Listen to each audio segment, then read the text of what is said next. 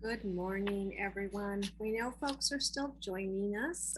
My name is Connie Silva, and I'm the director of the State Performance Plan Technical Assistance Project.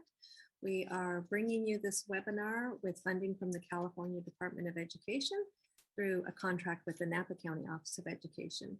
So you can see on your screen, there's a few questions, and we're just, people are coming in still. So just giving you a moment in chat to say hello, let us know who you are. And then also, if you want to take a moment to answer one of those three questions, this is webinar number 2 of 3. We have a 3 webinar series on anti-racist teaching, committing to anti-racist school. And this is number 2. So those of you that were with us last time, and even if you weren't, you can certainly talk about who you are. We definitely want to know that you're here. But if you were with us here last time, it would be great to just hear a little bit about what did you take away, what stayed with you, and then or how did that impact you and your actions between the last webinar and now. So, and I am seeing some comments in chat. Thank you for those who, Jillian, I know is just commenting. All the way from the Windy City. How wonderful. So welcome to everyone. Welcome. I just, again, we know that folks are still, typically as what happens with this webinar is a little slow to join, but we are expecting more folks with us here today. I'm going to go ahead and get us started because I know Dr. Gregory Peters has a full hour and a half of information for us. So let's just keep moving and we will welcome folks as they come in. So as a reminder, for today's session, it is somewhat interactive. You're definitely going to hear a lot from our presenter, but he has put polls in. So we're going to have some polls in Zoom and also some in using Poll Everywhere. So I'm going to take a moment to explain that process. And then of course we are using chat. So the best thing to do if you're using chat is to make sure that you have your little bar there set to all panelists. All panelists and everyone, so that we can everyone can see the comments that you share. So in terms of Poll Everywhere, let me just, you can see the information on your screen, but there's 2 ways to connect.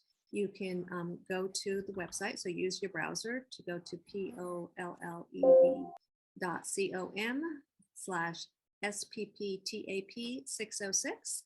And you can participate just right on your computer. You can also use your phone, and that's really very simple. So that way you don't have to change anything on your screen. But if you text on your phone, you will text to the number 37607. And then the message you will text is SPP-TAP 606. And you only have to do that once, and then you will be ready to respond to any of the polls as they come in. Okay, and we will show you that again. So don't worry if you didn't get it right now. We will definitely show you that again as we do the polls. Also, another reminder, we record all of our webinars. We really want to make sure that our webinars are available after they're complete.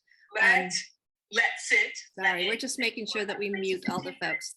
This is, okay. Yeah, this is a meeting format, so you might hear people pop up in every now and again, but so please try not to unmute yourself. So yes, so we make sure that these recordings are available after the fact. So this will definitely be archived and in our library. And anyone who would like to share the link with others are welcome to after the webinar. So with that, I am going to go ahead and introduce our presenter. And we are just, again, so thrilled to have Dr. Gregory Peters with us, not just once, but as I said, in this 3-part series. So just for those of you that are not familiar with his work, Dr. Gregory Peters is a school reform leader with a long-standing history working with both local and national efforts. And as principal of San Francisco's Leadership High School, Gregory and his team effectively created a national demonstration and mentor school that made progress in closing the racial achievement gap and was highly commended for graduating all of their students of every race and ethnicity, University of California eligible. And building from his successful experiences and results, Gregory established the San Francisco Coalition of Essential Small Schools in 2005. And under his leadership, the coalition is committed to interrupt and transform current and systemic educational inequities to ensure all students have access to personalized, equitable, and high-performing schools that believe and demonstrate each student can, should, and will succeed. And towards this mission, Gregory facilitates equity-focused educational transformation throughout the nation. Gregory's instructional expertise and leadership in curriculum and school design, database inquiry, and equity-centered professional development have resulted in a number of recognitions, including the Coalition of Essential Schools Network's Commitment to Equity Award and the California Network of Educational Charters Innovations in Excellence Award. Gregory earned his doctorate in educational leadership and social justice from California State University, East Bay, and his dissertation focused on teacher transformation. So with that, I'm going to pass it on to Gregory. Welcome, and thank you so much again for everything you're going to teach us today. Thank you. Thank you very much, Connie. Thank you all for being here. As last time, I would like to start with a land acknowledgement. And in doing so, I acknowledge that I am sitting in Oakland, California, and occupy the ancestral, traditional, and contemporary lands of the Ohlone peoples before Spanish colonization. And in offering this land acknowledgement, I affirm Indigenous sovereignty, history, and experiences. So we can go ahead. I thought we would start this webinar by catching folks up. I know that the recording of the first webinar is available. I'm hoping folks, I'm welcoming back folks and welcoming new folks, but would like to just bring us back to that first webinar and remind us that during that time, our goal was to establish a common foundation and of understanding. And as a result, what we did was we focused on two different pieces.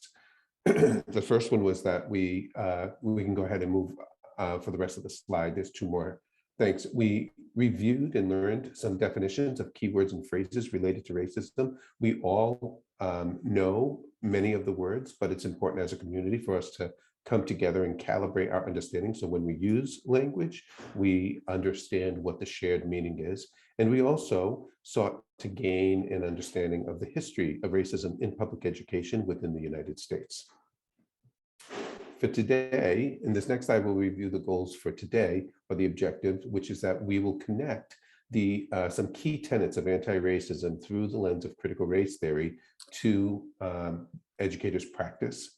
And when we move on to our third day, which is, I believe the date's on there is May 11th, excuse me, we will then explore a framework. I'll offer you all a framework and some strategies, as well as the supporting conditions in order to commit to being in anti-racist schools and being anti-racist educators.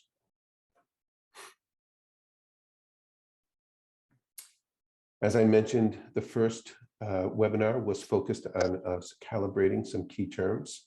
And in doing so, what we did was we interrogated the nuanced relationship between schools as a design and education as a liberatory practice. We surfaced historical as well as recurring patterns in our data. We shared and uncovered and shared the disproportionate predictability of both success and failure with our students based on demographic indicators. Excuse me. And these results cross all areas, including academic, referrals, push-outs, etc. Specifically, what that looked like when we began that work was we, again, uncovered and interrogated and tried to surface the nuances between sets of terms such as race, racism, racist, racists, and hopefully, well, and from the feedback we heard, people were able to distinguish the subtle differences when we use terminology like that of what we mean. We reviewed the terms and what it looks like in our work to have implicit bias, or the work of Dr. Su with microaggressions and specifically focusing on racial microaggressions. And we took a courageous dive into unpacking and highlighting dominant culture. And in doing so, uncovering and interrogating the concepts of whiteness, white culture, white supremacy culture, etc. And in that time, we focused on the fact that this is not always talking about or equated with talking specifically about white people as individuals, but we're talking about the systemic component of this, and recognizing that there are those who may not identify as white, but within the system may also benefit from an unchallenged dominant culture. And if you're new and any of this is interesting or provoking to you, I invite you to please go back to the recording of the webinar so that you can hear the full presentation, as we're just really just highlighting it right now. As I said, we took a courageous deep dive into the concept and unpacking the concept of whiteness as a construct and as part of our systemic and social design. And in doing so, we talked about the importance of decentering whiteness. And when we talk about decentering whiteness, there's a number of things that we highlighted. First of all, we challenged ourselves to recognize that a commitment to anti-racism is a commitment to decentering whiteness as the assumed norm or standard of how things should be or what culture should be. We also talked about decentering whiteness as not being the same thing as talking about whiteness. That decentering, it's not the same thing as not talking about whiteness. A number of times in my work, I'll hear folks say, if we're going to decenter whiteness, we have to stop talking about whiteness. But that's not what we mean by decentering whiteness. When we talk about decentering whiteness, this sometimes requires us to make the invisible visible.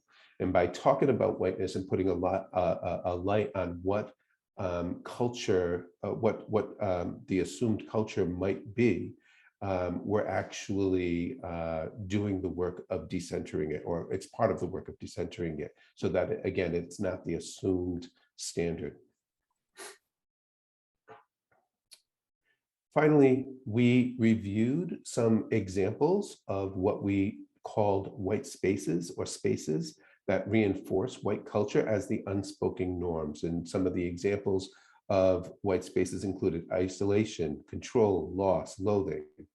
And then in response to that, we shared some other examples of the work that we need to do in order to counter these white spaces, such as connecting, letting go, finding, and loving. And that was how we ended our first webinar.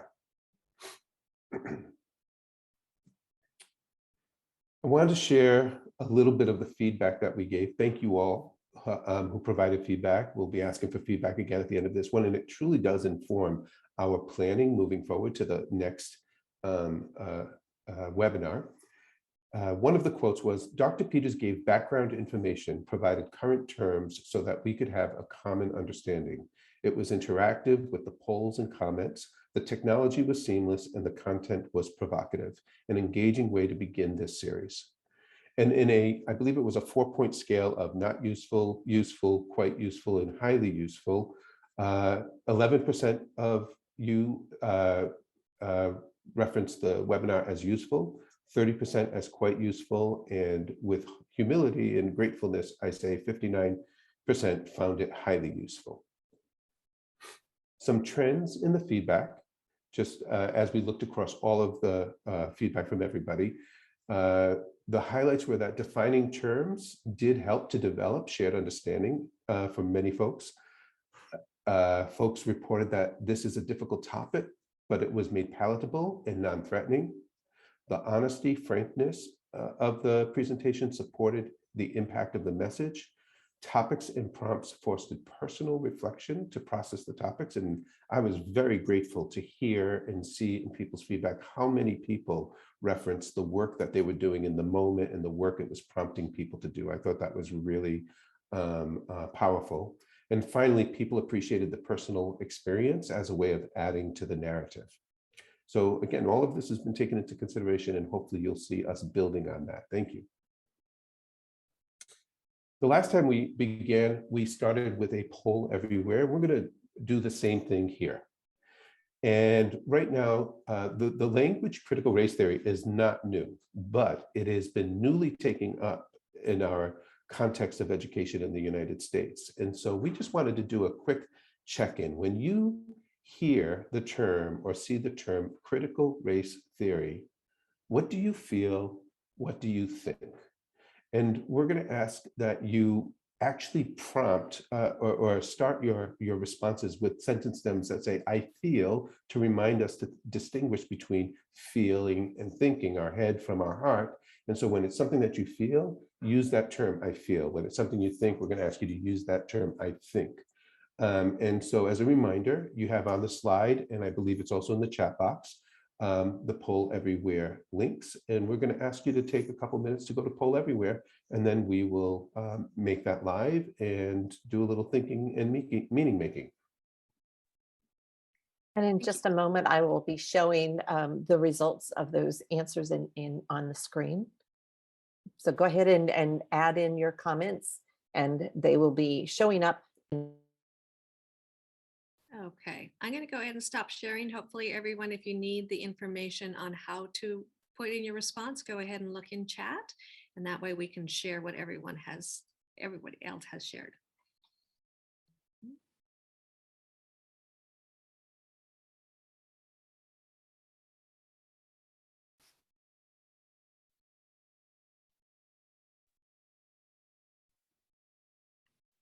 Okay, you should be seeing the response place. There's also the instructions for how to get to Poll Everywhere if you have forgotten or you don't see your chat anymore.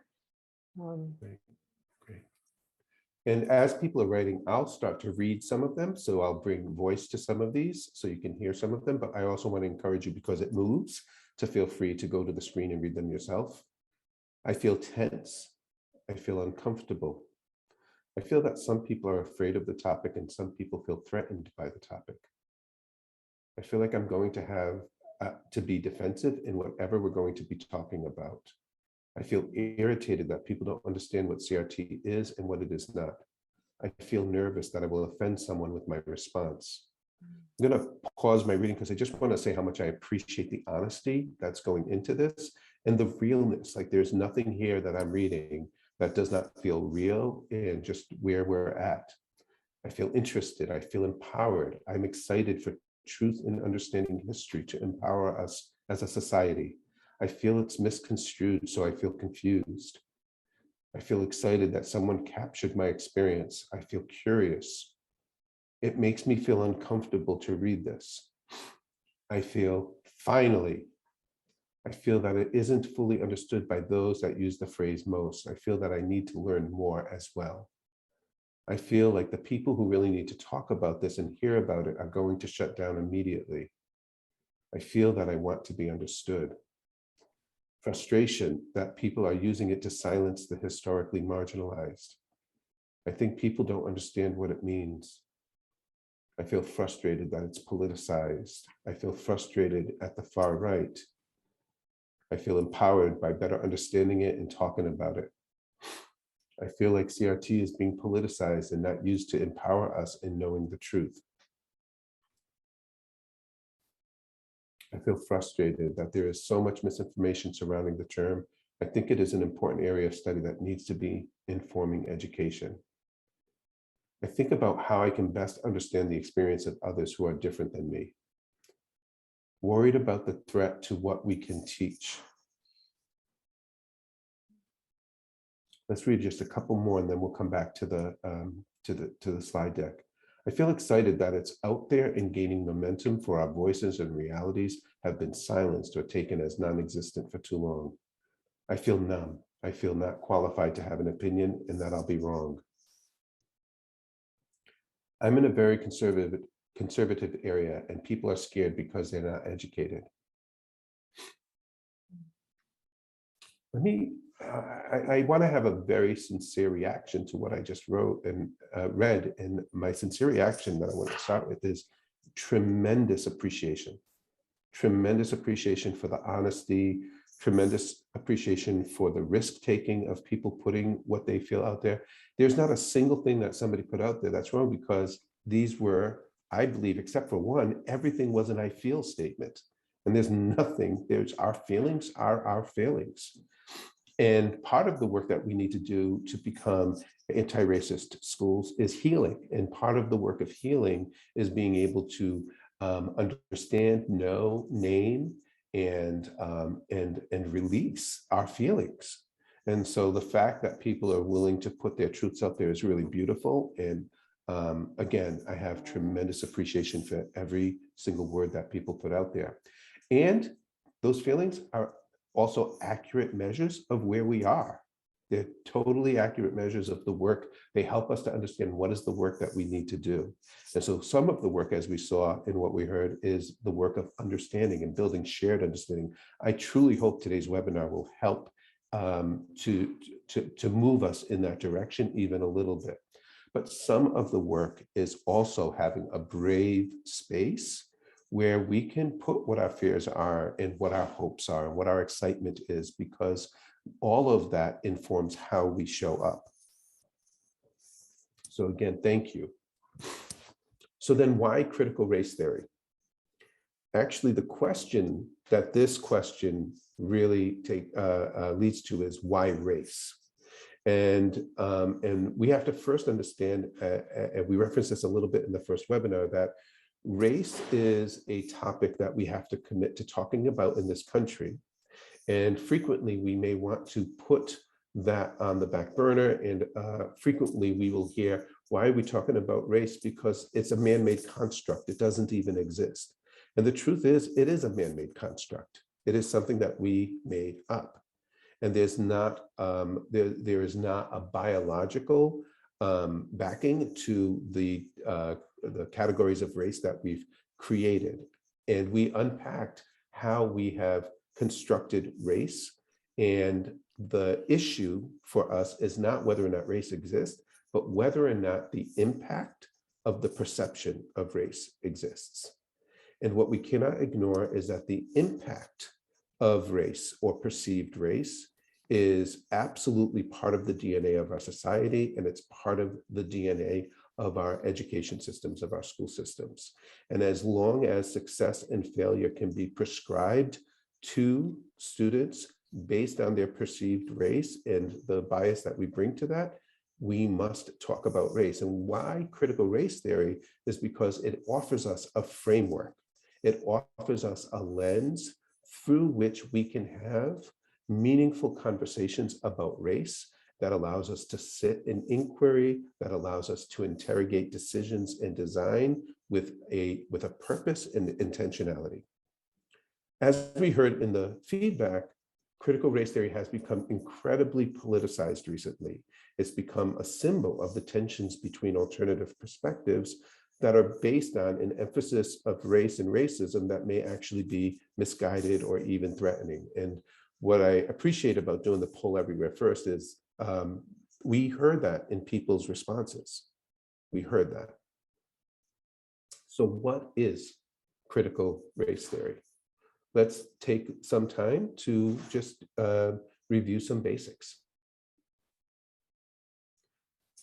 So first of all, critical race theory, it is scholarly work. It is an academic piece of work that is based on the understanding that race and racism are the product of social thought and power relations.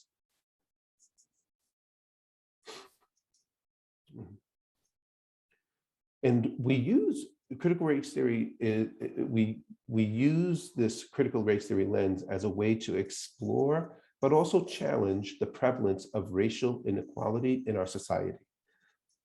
And we also use our this framework of critical race theory as a way to explore the way in which racial inequality specifically is maintained through the operation of structures and assumptions that appear normal and unremarkable. So it asks us to take that which has seen which seems to have become an accepted norm, either as a practice or within our design or our decisions, and to really ask ourselves, what is really at underneath this, and what may be at play, and what might need to be looked at with a critical lens. One of the things I'm hoping you're recognizing in this specific slide is critical race theory is not meant to identify and sort people who are doing X, Y, or Z, as we hear again in some of the sort of politicized narrative going on. That critical race theory is committed to looking at the systemic construct of race and racism within our system and within our society rather, and within our systems. There's 5 tenets to critical race theory, and we are going to review all of them today, and then we're going to engage, you're going to witness a sampling of a discussion using these tenets or these principles as a way of interrogating a piece of our work. The first principle is that of the centrality of racism in society. And again, we'll talk a little bit more about this, but this is about the idea that in our society, race has become a central component of everyday reality. The next principle, excuse me, is that of challenging dominant ideology and white supremacy as the accepted norm. The next principle is prioritizing the experiential knowledge and the voices of our Black, Indigenous people and people of color communities. The next principle is interest convergence and recognizing that anti-racism it benefits everyone. And the learning we have to do to understand that and accept that. And then finally, the final principle is the intersectionality and commitment to social justice. That commitment to anti-racism fits into the larger construct or the larger commitment to equity across multiple identities, and again, a commitment to the larger construct of social justice. So let's unpack each of these individually. The quotes that I'll be reading in these slides are all coming from a core piece of text that will be shared with you all along with this deck after the webinar. So when we take centrality of racism in society, the assumption or the premise here is that racism is normal. It is not a variant in American society. And because racism is an ingrained feature of our landscape, now by saying it's normal does not say that it's right. And because it's an ingrained feature of our landscape, it looks ordinary, it looks natural to persons in the culture. And this is a muscle that we are trying to build with critical race theory to say we should be exploring things frequently through a lens that says, what is racialized about this?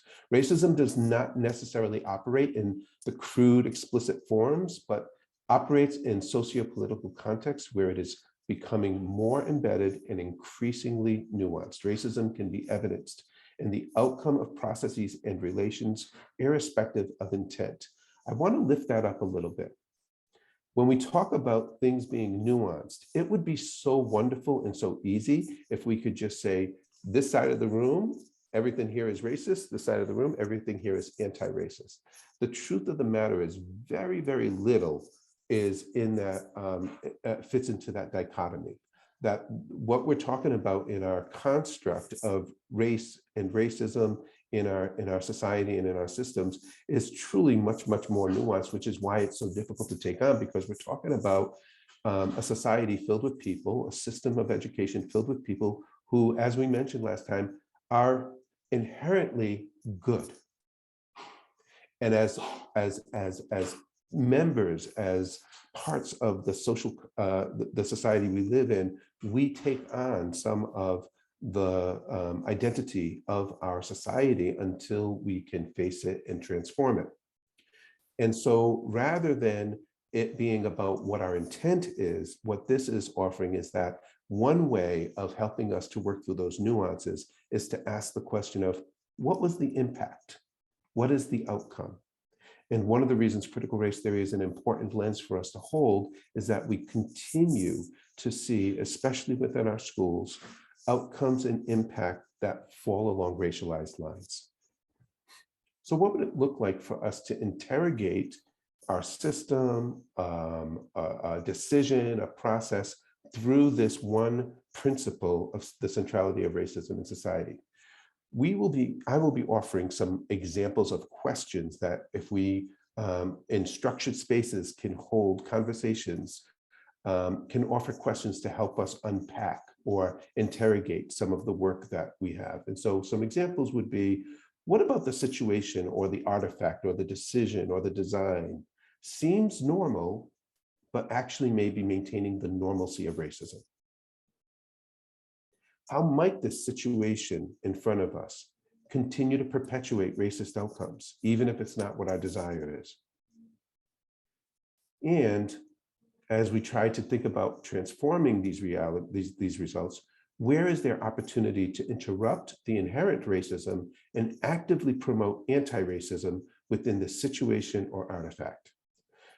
To the right, you'll see a list of just some examples of core systems with that we might consider taking up and interrogating through this lens of this principle, of this first principle. We might take up and look at our authentic assessments. We might look at our behavior referrals, or very timely, we might actually unpack and interrogate our COVID-19 response, our hiring practices, homework policies, special ed referral process, etc.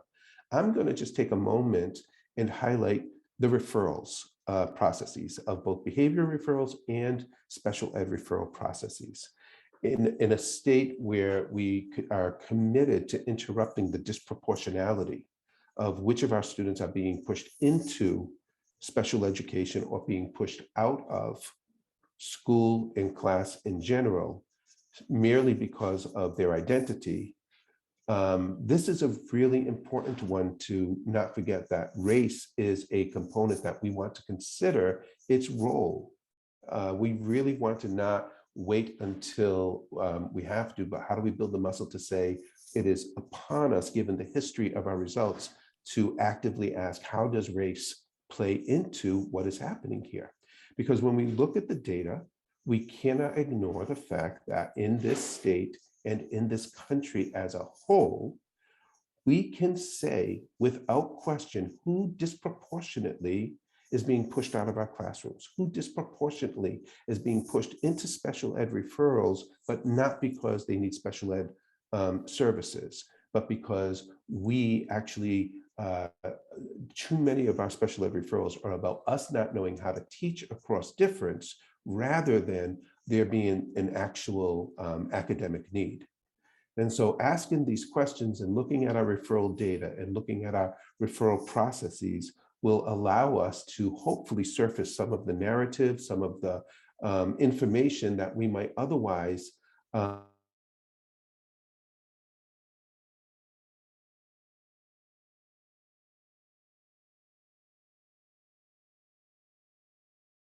to students' behaviors and the reactions to students not being able to learn from us, rather than the root issues. I'm going to move on to the next principle, and this is the challenge to dominant ideology and white supremacy.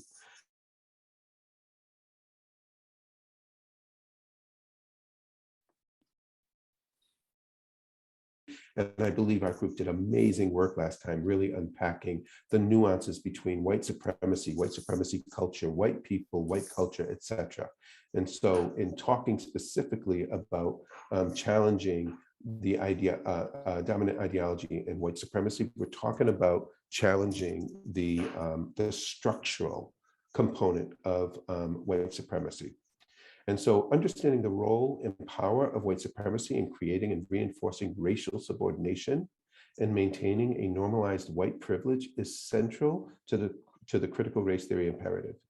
In this perspective, white supremacy does not relate to the obvious, crude race hatred of extremist groups, but to forces that saturate society as a whole. And for folks who need to do work around this tenet, I really think that in going back to the work we did last time about how to interrupt white spaces, being able to create a space where we can hear each other's stories is really powerful. So I just want to elevate that. So what might the interrogation through this tenet or this principle sound and look like? What are some examples of questions? Which characteristics of white supremacy culture are upheld and reinforced here? I think it's important to know that if we're going to ask a question such as this, we therefore need to know what the characteristics of white supremacy culture are. We reviewed some of them last time, but also you'll see in a document that we will share when we move to the video component. We've shared some examples of these. So if we're going to ask this question, we're not just making, saying what we think it might be, what might be those characteristics. That's part of the anchoring we need to do as communities, is to come together and say, what do we mean when we say characteristics of white supremacy? Are we in agreement? Have we made meaning of that? What policies and practices behind this situation or work may be creating and reinforcing racial subordination? How? And this is so important. My 10-year-old taught me when we started school, one of the things that our child taught us is that when we hear something happened, it is very, very important when we're reacting to something to ask, what happened right before? And what happened before that? And to keep pushing to say, what was the root issue at play here? So even when we look at our practices or we look at our policies, we have a responsibility to say, well, what led to this practice? What led to this policy? Because the root issue may not be in this actual practice or policy, it may be in what comes before it. And finally, again, as we try to flip it and transform this reality, how might other cultural influences shift this situation or work? What changes in policy or practice does a commitment to anti-racism require?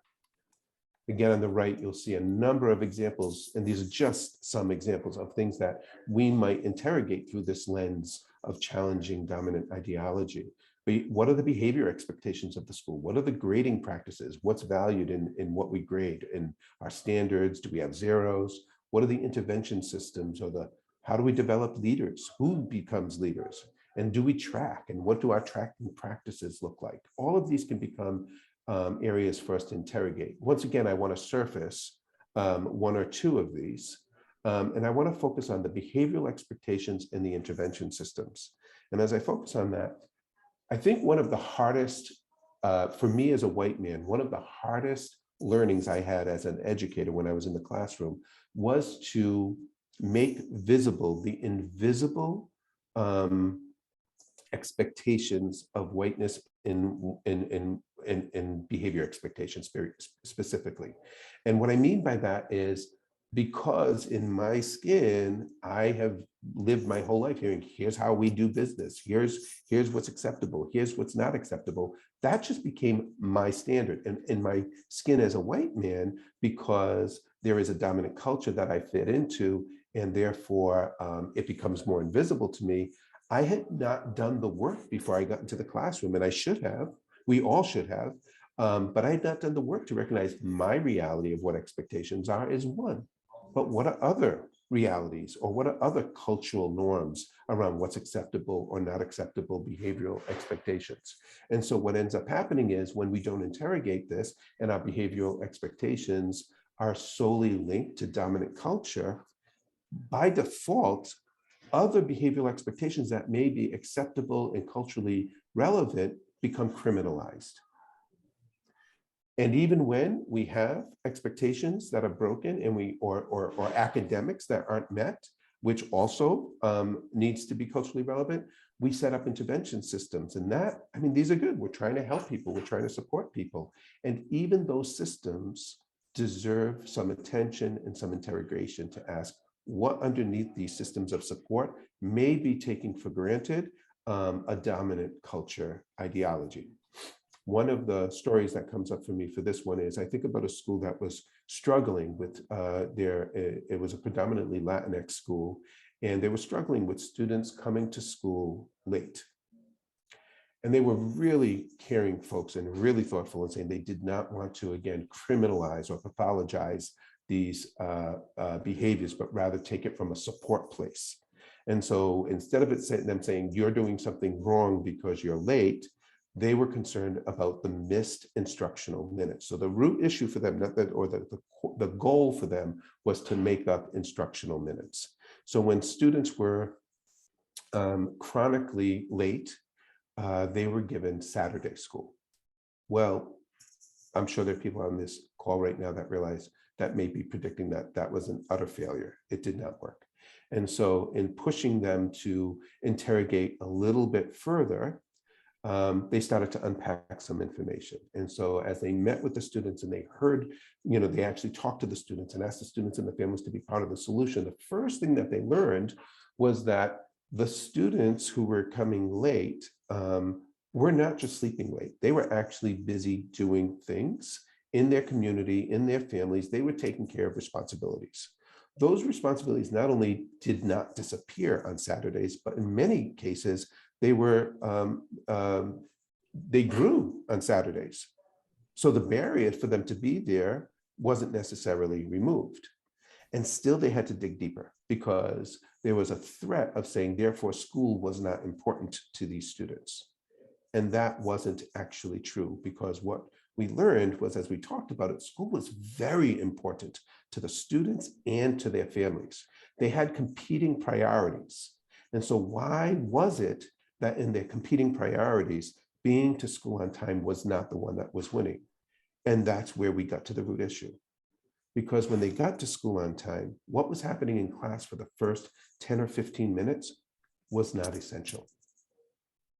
And so when they were putting competing priorities on the table, and one of them was actually not essential, that they didn't need those 10 to 15 minutes, there wasn't much happening, we realized that the root issue wasn't what was happening by the students or with the students, it was what was happening from the teaching perspective.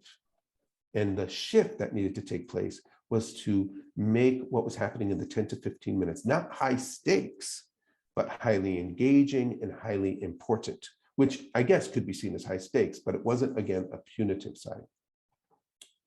So I hope that example illustrates this idea of what it would look like to interrogate some of these practices.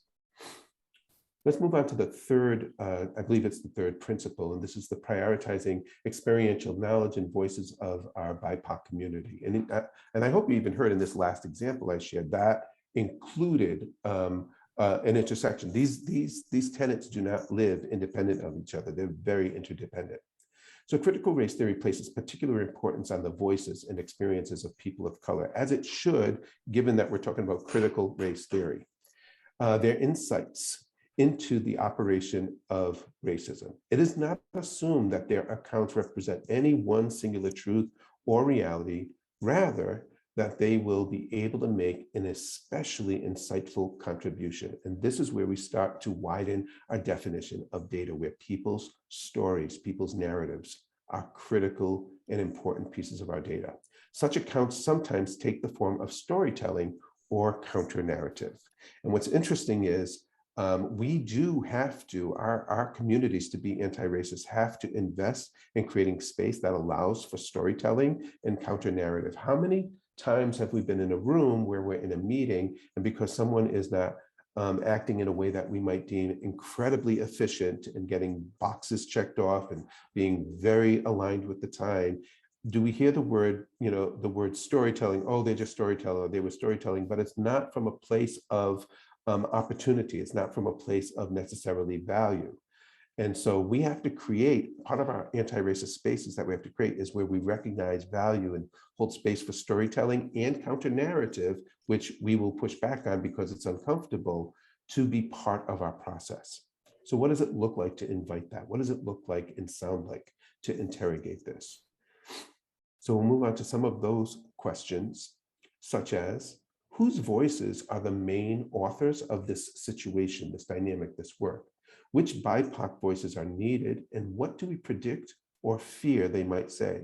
It's really important that we're in touch with our predictions and our fears, because a lot of times, if we just give voice to our fears, it might take the barrier away. And if we don't give voice to our fears, we will fight hard to keep them from actualizing before it even is perhaps on the table. In what ways are the needed voices explicitly omitted or controlled in this situation or work? And then again, continuing to flip this to transformation, what needs to happen to assure the needed voices and stories are heard and valued? Some examples of some of our systems that would be important to interrogate through this lens: decision-making processes. When are we making decisions top down? When is it collaborative? When is it input? When is it consensus? Family voice regarding what is best for students who are not being served. I think it's important to remind ourselves when we have predictability of who we're not serving, these are still not our children first. What's the leadership model? And what are some of the public, what about public assessments? How are we bringing others into our assessments? And I want to focus on the public assessments for a little bit. I learned a long time ago, and there's an adage out there, we assess what we value. And if we think about the experiential knowledge and the voices of our BIPOC communities, it's important that we're bringing them into the work of assessment and therefore what we're saying we actually value. And how and when are we bringing in not only other members of the school and teachers, but families and students to come in and support us in some of those assessments. Now, I know that that raises a lot of questions in a system that continues to struggle and dichotomize the notion of standardized assessments. But I want to offer a little bit of a story and an example of how we don't, that most of our work is more paradoxical than it is dichotomized. So at the school where I was principal, we engaged and participated in all the standardized assessments. We found it as an important piece of data to help us and give us loops of feedback and guide the work that we needed to do. What we did not do was to consider it our school's summative data. And so we engaged in database inquiry using a whole bunch of different forms of data. But one of the things that we did was for our students and to identify their success, we had graduation requirements that included portfolio defenses and exhibitions. And when we did these portfolio defenses and exhibitions, which we did progressively over all 4 years, we gradually included students and families and community members to be part of those assessments. And we would have full days where students were presenting their portfolios and their exhibitions. And what happened was 2 things. One, we invested in the future success of students because as younger students were seeing older students, they were not only getting models, they were not only seeing examples to aspire to, but as it is frequently with young people, they were exceeding those standards because they were thinking, I've got 2 years to get there. I can do better than that in 2 years. And we did see that shift. The other piece that happened was we built into this formative feedback loops where the community had a lot of say of what was actually necessary to be prioritized. Like what we value, what we assess is, we value what we assess, and those values were informed by the community being part of that process. Move on to the next tenet. We have 2 more, and then we're gonna, you're gonna stop hearing my voice right now, and we're gonna move to some video and some reflection time. Interest convergence is for me, I will say, I think this is one that is critically important, and it's going to be one that we have to give a lot of attention to. It's going to be a lift for our schools and our society. Specifically, it is written that white people have little incentive to work to eradicate racism. And I would say white people, white systems, non-white people who benefit from dominant culture, I would include all of that there's folks who are benefiting from the status quo have little incentive to work to eradicate racism. However, there are times when greater race equality operates in the perceived interest of white people and all those other people I mentioned in systems. And this notion of interest convergence helps to explain how advances can be achieved.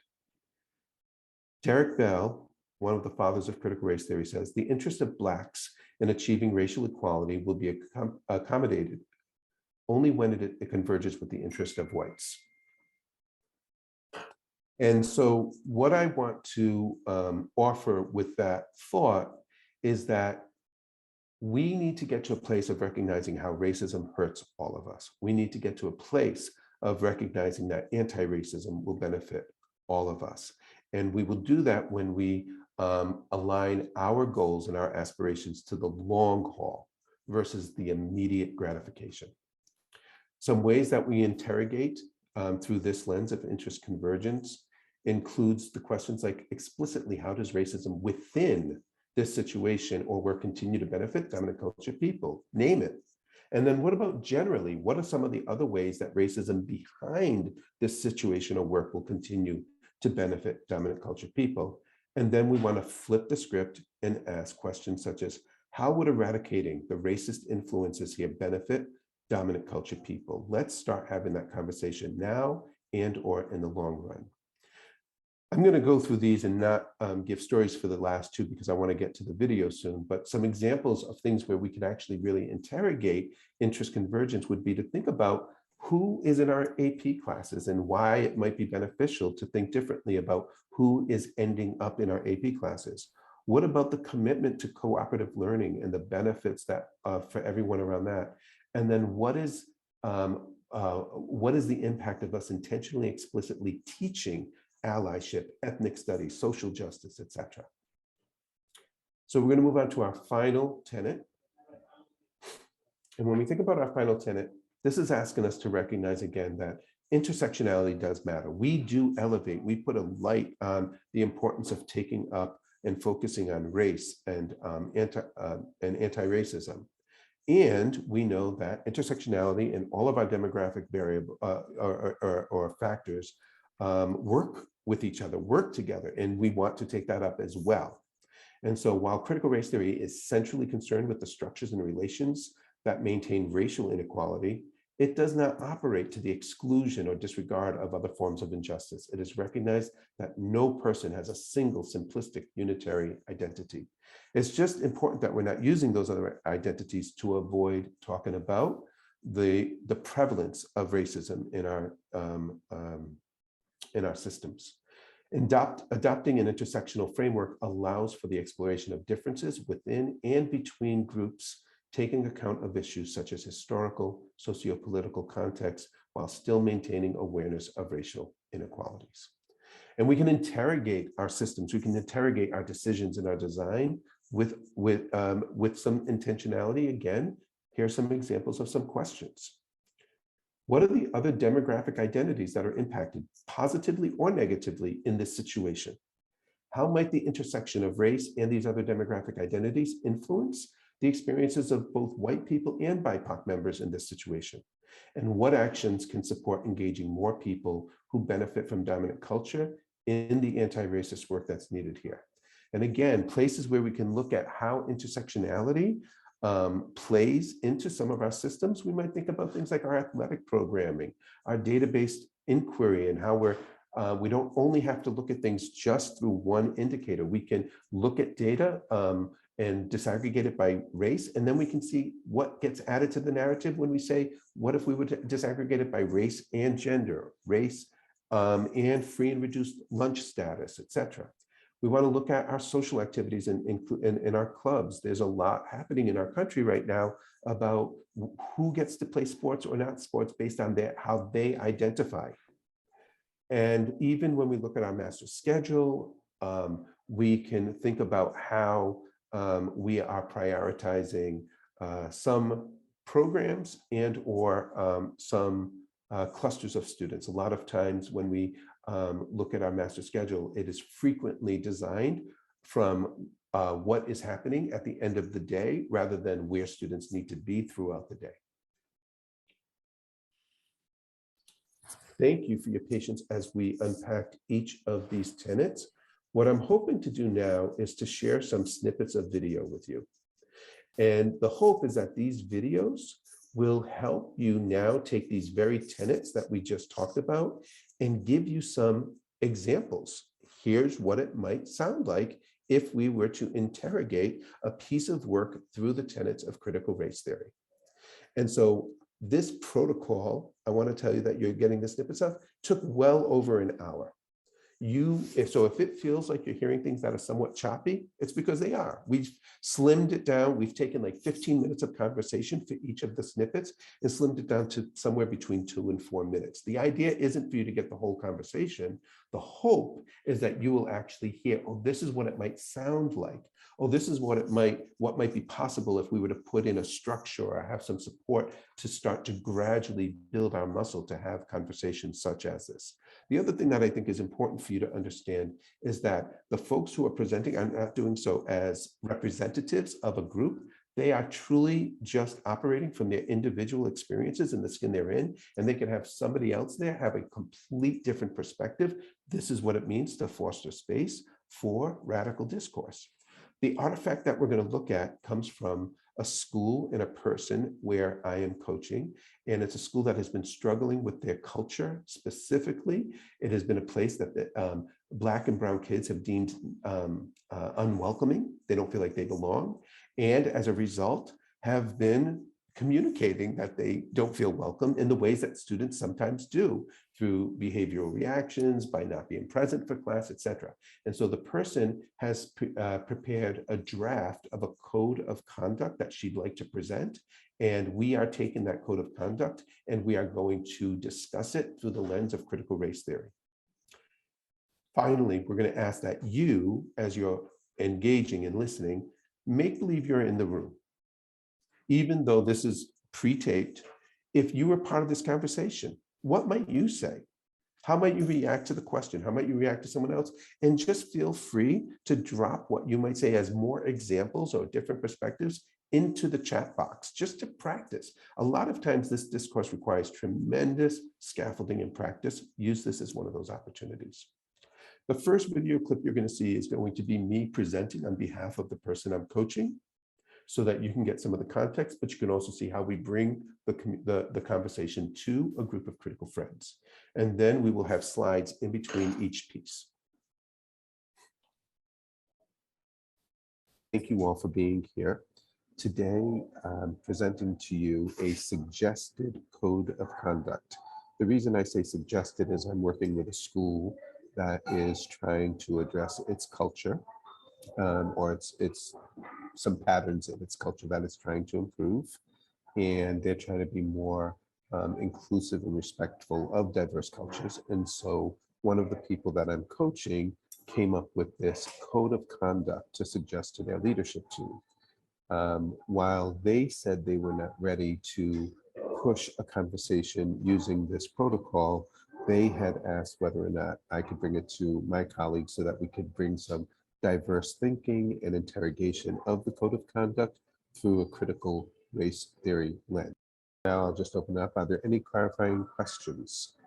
What are the demographics? Also, fantastic question.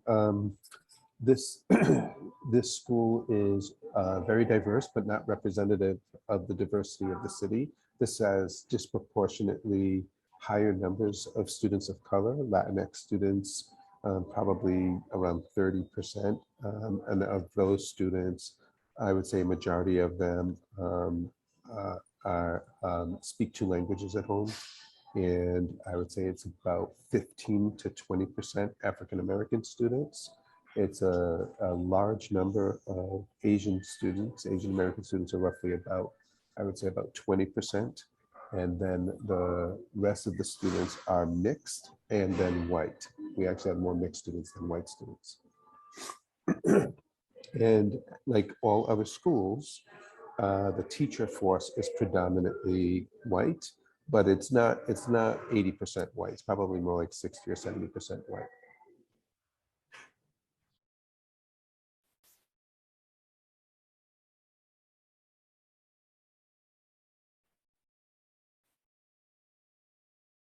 Thank you. So that, again, is just a sampling. There were more clarifying questions that they asked, but we're going to move now into a short segment in which, again, the questions relate that we heard earlier related to the specific lens or tenet of the centrality of racism in society are in front of you. We'll be putting that up there. Again, what about this situation seems normal but maintain the normalcy of racism? How might this continue to perpetuate racist outcomes? And where is there opportunity in this code of conduct to interrupt the inherent racism, et cetera? So forgive me for going a little bit quickly and saying et cetera. Inherent racism, actively promote anti-racism within the situation or artifact. And so what you're going to hear now, again, is just a snippet of the conversation. And I want you to be listening for, oh, this is what it might sound like, et cetera. Make note of it. or even, like I said, trying out and throwing some stuff in the chat box. So we'll move on to the video. Thanks. I think the first thing that's coming up for me is some of the language that's used, and it feels like there's an assumption that everyone knows what these words mean, which to me feels like it's perpetuating, it seems normal. So words like dress appropriately, like what is appropriately, make good decisions, what is good, don't be disrespectful, how is disrespectful defined?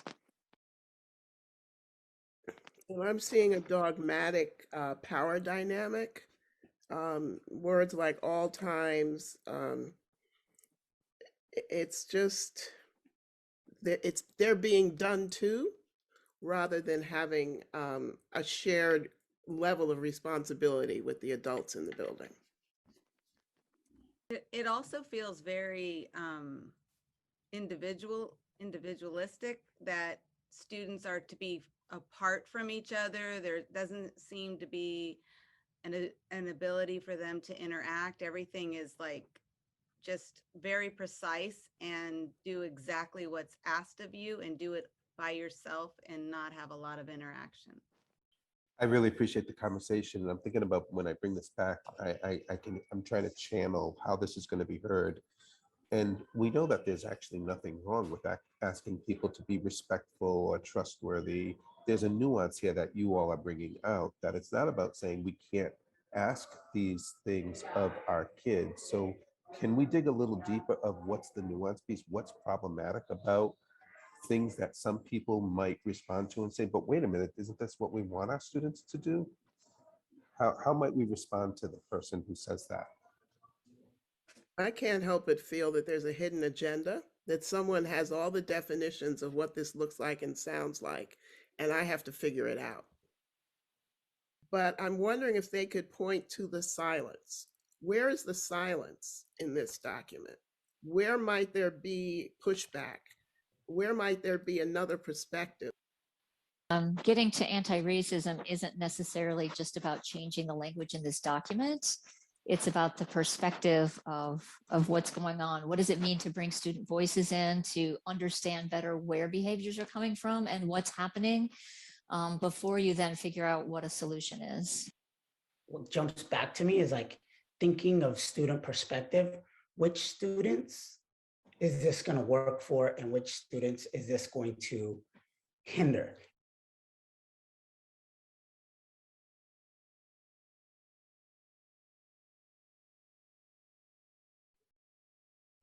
All right, so that's, again, that's just a snippet. And the question I'll ask you to sit with, and before we move to the next clip, what does this conversation make you think or wonder about the centrality of racism in your own practice? Where in your own practice might there exist a policy or practice that seems normal, but in actuality may perpetuate racialized outcomes? All right. So again, the next tenet is the challenge to dominant ideology, and the questions that you'll hear folks responding to are: which characteristics of white supremacy culture are upheld or reinforced here? Again, I reference that you have these documents. Susan put them also in the chat. So if you want to see what some of the characteristics are, they're in the protocol.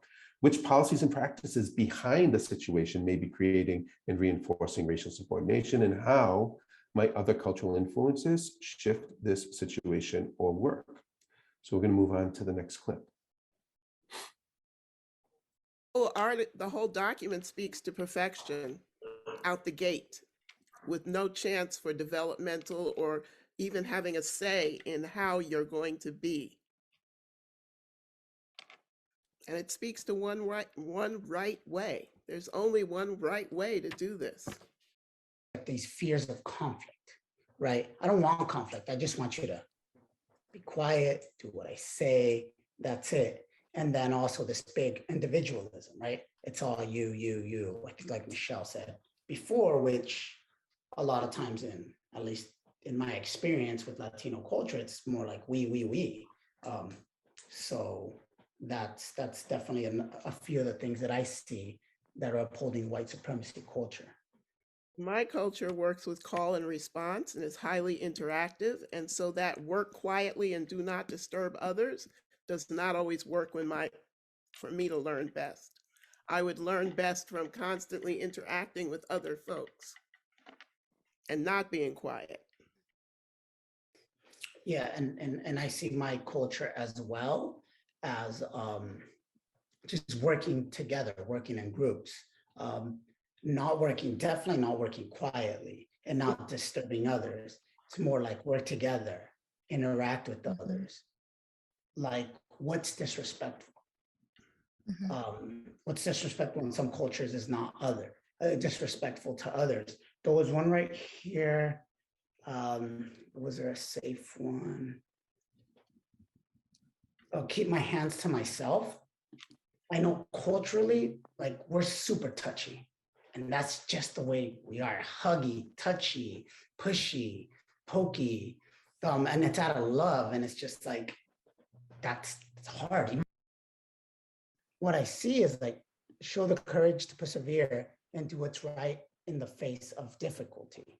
It's like, what if what I think is right and what I think is brave is completely opposed to what you think is right and is brave, right? Like, those are, I think that's a great, like, that's a great word right there.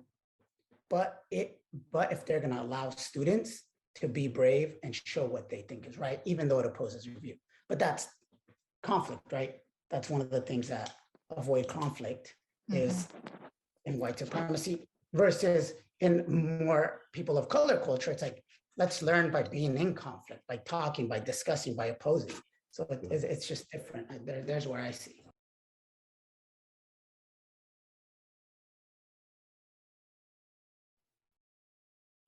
Thank you again. To close this out, I want to offer the thought here for you to hold on to, and where within your own work context might unchallenged dominant ideology or white supremacy culture persist? All right, let's move on to the third clip and the third tenet, where we're prioritizing experiential knowledge and voices of our BIPOC community. Again, whose voices are the main authors and which voices are needed? What do we fear or predict they might say? In what ways are these needed voices explicitly omitted or controlled in this specific document, or in this case? And what needs to happen to assure these needed voices and stories are heard and valued? So it's not just a question of bringing BIPOC people in, but BIPOC people that are aware and are on their own journey and can challenge whiteness. And I'm looking at under being thoughtful means that I will always be honest and trustworthy in my words and actions. And that is really sticking out to me, because what I feel what is really being said is, you will always admit to when you've done something that I think is wrong, and not that you are going to tell me in your words how you're feeling, what's bothering you, what I need to do to make this learning situation better. So that really sticks out for me as I was reading through this. I'm wondering, kind of going past the document, into interrogating what's actually happening in the school. So not just getting voices for this code of context, but more voices for what's actually happening and what's behind it. So I'm thinking again about that, not leave class without permission. And one of the things we know is that often kids are being harassed quietly in ways that teachers can't see until the kid can't take it anymore and they burst. And so in what situations is leaving the class actually the better choice in that moment? Because otherwise they're going to punch somebody, they're going to, be enraged, whatever it is, right? And so is there a way to go back in their own student discipline data and do some interviews with students about, tell me more about why this happened, tell me what was going on before that, to get deeper into what's actually going on in the school, to then know what the responses to that are? This document just seemed like designed to silence students, and especially students of color, in many, many ways. Don't be disrespectful. That's just a way to silence them because I dictate what disrespectful or rude. Work quietly, listen to the teacher. Make good decisions. Dress appropriately. I can't even show myself, express myself through my dress. Gil, I want you to go a little bit deeper. Why is a code of conduct that says be respectful disproportionately going to hurt kids of color? I'm going to ask you to dig into that, because I don't want people to hear that kids of color are not respectful, which I know is not what you're saying.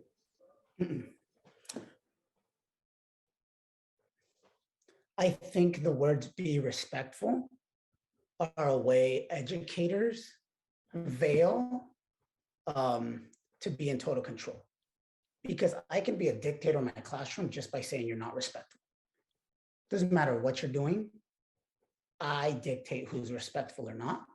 And those words, be respectful, I can always go to any admin and say they were being disrespectful. And that's, and it's my judgment. It's also that label that's thrown, like Gil said, on almost anything a student can do that a teacher is uncomfortable with. And also the word rude. So if a teacher is being rude and in a student's face and that student walks away, then that student is considered being rude rather than that student did what they had to do to survive what was happening in that moment. And that happens so much, especially with our boys of color, that they walk away so that they're not going to do something else a lot of times that is going to be worse than just walking away. And they've had to take it.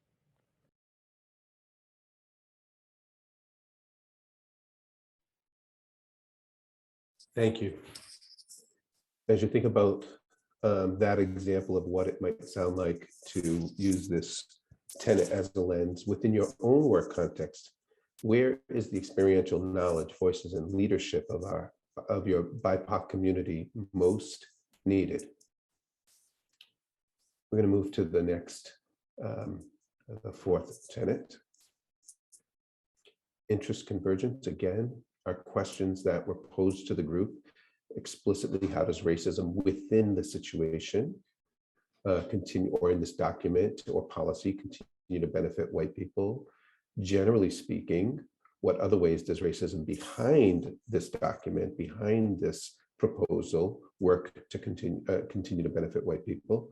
And again, as I mentioned, or those who benefit from white culture?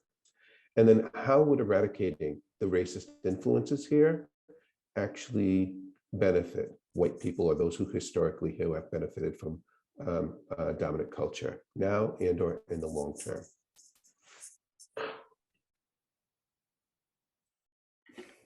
So that might require a conversation for people to understand how white supremacy has harmed them, and to what extent are they disconnected their head from their heart. I guess I'm thinking about these questions less about how does it benefit white people and how does it benefit whiteness or white dominant culture. And it feels like one of the ways that it does that is by continuing to press students of color to see themselves as failures. You know, in terms of, I'm always in trouble, why should I even try? And, you know, just setting up a perpetuation of the, you know, of the stereotypes that are out there, of the data, the achievement data that we're getting. It's like, this is designed to perpetuate and continue the same data that we're always getting. It's built into this design. And so white people can continue to think that they're smarter, that they're better behaved, that they dress more appropriately, whatever those pieces are based on how this is written. But to play devil's advocate, Gil, in terms of this, like, isn't that good? If they assimilate and follow the rules, then they'll be successful in our culture. And that's what we want, isn't it? Isn't that what we want for our kids? That's what you're talking about in a white lens, right? That's what we want. When you talk about that's what we want, that's what you want as a white person. Maybe that's not what I want as a Latino person. Maybe that's not what Camila wants as a Black person. And And we have to interrogate that, right? What is success to who and at what cost? Well, I just wanted to flip one of the questions into thinking, just thinking about how this harmed me as a white student growing up, because these were definitely the behaviors that I was taught. And I was a student who was very quiet, followed all the rules, tried to be perfect, did everything I was supposed to do. And that harmed me quite a bit. I did not learn to think critically. I did not learn to speak up for myself. I did not know who I was as a person because I was so trained to be what someone else wanted me to be. It took me decades to figure out who I actually was and what skills I had and what strengths I had and what beauty I had in the world, because I grew up thinking the only strength that I had was my ability to follow all of these rules and be a good girl. And so there's a lot of harm that this does to white people that we don't recognize because we're so busy paying attention to whether or not there's order in the classroom.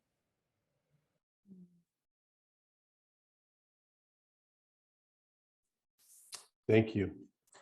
Again, as a reminder, this is the one that I was saying, I think this one is going to be a big lift for our society. And hopefully you hear how some of that conversation is deep and important and requires time and care. And so what might those in your community who benefit from dominant culture fear losing from anti-racist results? And how might white people in your community benefit from a commitment to anti-racism and anti-racist outcomes? These are really important questions to be sitting with and holding on to. We'll move on to our final tenet and video here. And this is, again, for intersectionality and a commitment to social justice. And the questions asked of our colleagues was, were what other demographic identities are impacted positively or negative in this proposed process or policy? How might the intersection of race and these other demographic identities influence the experiences of both white and BIPOC members? And what actions can support engaging more white people in the anti-racist work that is needed here? You all were talking about dress code earlier. Did anybody, when you read that, think about the painful embarrassment and shame that one sentence might cause for homeless students, for students living in poverty, that economic poverty, that might not even have a choice of what to wear?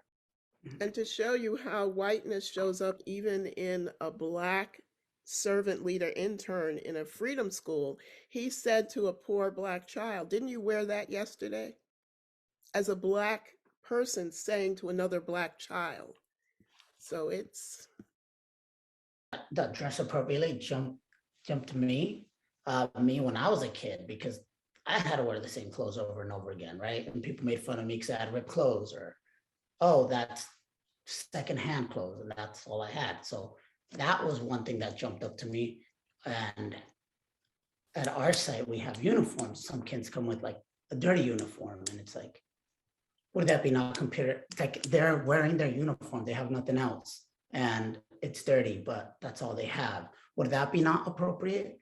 And then I'm also thinking about a few of my students that are questioning their sexuality, their gender, and they're dressing differently than other students, right? Are they inappropriate for dressing or having their hair certain ways? Like, those two also jump, that also jump in me, because what is appropriate, right?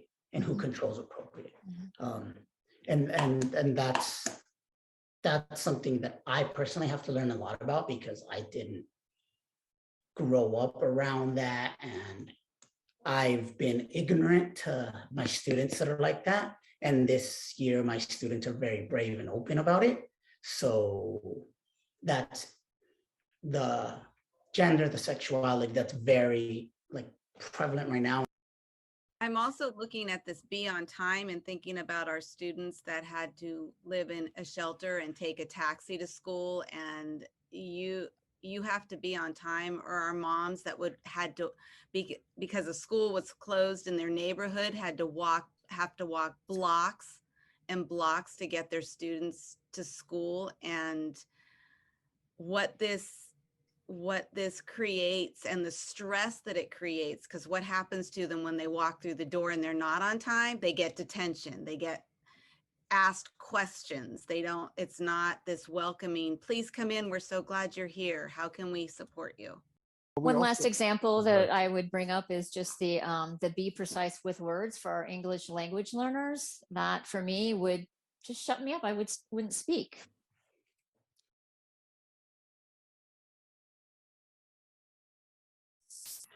Thank you again. And our closing reflections for this segment would be for you to be holding and thinking about what other equity gaps exist in your own work context and how are these results affected by the intersectionality of race. So I'm hoping that this served as a model for you to even feel, if not just observe, what it might look like and sound like to open space, to use critical race theory tenets or the thinking behind critical race theory to do what it's intended for, which is simply to shine a light, make the invisible visible, and interrogate from our own perspectives and community meaning making. What we'd like to do right now is, it'll be a little bit tight, but we have time to, we're going to skip this portion of the video. In this one, I close the protocol by saying, what are my actions that I'm going to take as a result of hearing this? And so we close our work often by asking people to make commitments to action, including continuous improvement. But we're going to push you all into some mixed groups. And in that space, we're going to just ask you to share the time, and you'll have about maybe 5 minutes. And your groups will be about 3. If you get to a group and no one else is there after a minute or so, come back and we'll put you in another group. But what did you observe? And we're not talking about the document. We're not talking about the policy. We're talking about the conversation. We're talking about the prompts. What did you observe? How did this conversation make you feel? And what meaning are you making as a result? What meaning are you specifically making? So we're going to push you into your groups, and we'll also cut and paste those questions so that you can see those. As we move on to the next slide, I just want to, first of all, thank folks for the comments in the comment box. It's really helpful to see that some trends were forming. And one of the things I'm really grateful for, as I said earlier, is the amount of work people are willing to do in order to engage with a webinar such as this. And it is in doing that work, it relates to the critical race theory tenet around intersectionality. When we can see ourselves in this work, it helps us to build empathy. And empathy is an essential component of anti-racist work. It becomes a bridge. It can be a bridge for developing as allies across difference. So thank you all. You will be getting an email, and in this email, you will be asked to give some feedback. We really do rely on that feedback. And as mentioned, there'll be a link to the folder that you currently have. And in that folder, there are going to be 2 things that we're asking you to review before our next meeting. The first one is an article that is, it's both an article and a video are the 2 things, and both of them are precursors to the framework we're going to review at the next webinar. So we'll ask you to access and review those before we meet.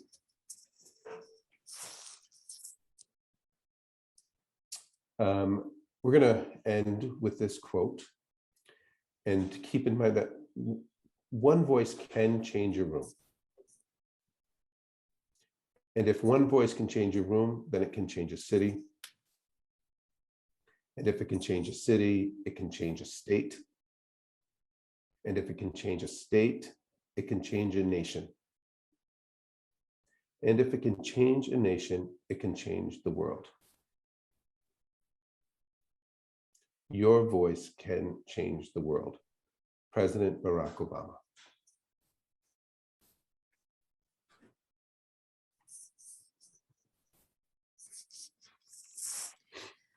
Thank you so much, Gregory. I know we are down to our last minute, so I'm just going to again ask people to use the chat box for any last thing that they want to share around taking action with today's work. that motivate, anything that you're motivated to take action around. And we hope that one of those will be that you return for our webinar number 3. We will, as Gregory said, May 11th from noon to 1:30. We will be sharing again and have Gregory here once again. Of course, many, much gratitude to all of you that are here today, and also especially to our presenter, Gregory. You always are teaching in such a way that I think we can take in such challenging information, but obviously very important information. Thank you, everyone. Enjoy the rest of your day, and we do hope you'll join us next time around. You will be getting a follow-up email, as Gregory said, with just evaluation and also some of the materials that he's mentioned. Thanks so much.